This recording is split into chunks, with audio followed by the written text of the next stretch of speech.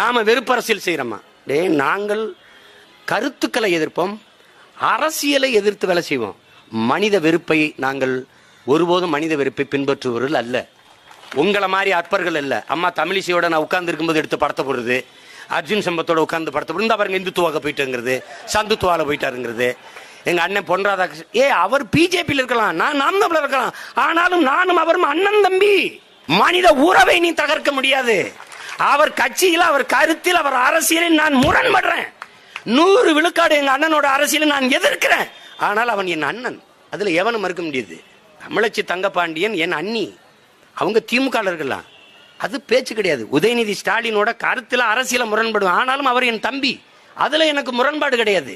துரைமுருகன் மேல, டிஆர் பாலு மேல, அண்ணன் ஆராசா மேல எனக்கு அளப்பரிய மதிப்பும் மரியாதையும் பாசம் உண்டு.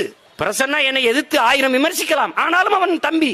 உங்களுக்கு தெரியுமா, நான் வந்தால் தான் திருமணம் செய்வேன் என்று நின்று திருமணம் செய்து கொண்டவன் என் மாமா சாகல் உண்மைக்கு தெரியும். நானும் எங்க அண்ணன் சுபவீரபாண்டியன் தான் நடத்தணும். அது வேற, இது வேற. எங்களை வெறுப்பரசியல் செய்கிறோம், தனி மனித விமர்சனம் செய்கிறோம் யாரும் பேசக்கூடாது. எங்களைத்தான் எல்லாரும் விமர்சிக்கிறீங்க, எங்களைத்தான் விமர்சிக்கிறீங்க. நான் உங்களுக்கு ஒன்றை சொல்லித் தருவேன் என் சொந்தங்களே, கூட்டத்தில் ஒருவர் உங்களை எதிர்த்தால் நீங்கள் வளர்ந்து கொண்டு இருக்கிறீர்கள் என்று பொருள். மொத்த கூட்டமும் உங்களை எதிர்த்தால் நீங்கள் வளர்ந்து விட்டீர்கள் என்று பொருள்.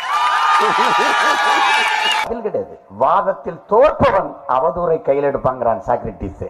எனக்கு பேசி ஜெயிக்க முடியாதவன் திட்டின்னு கிடக்குறான்.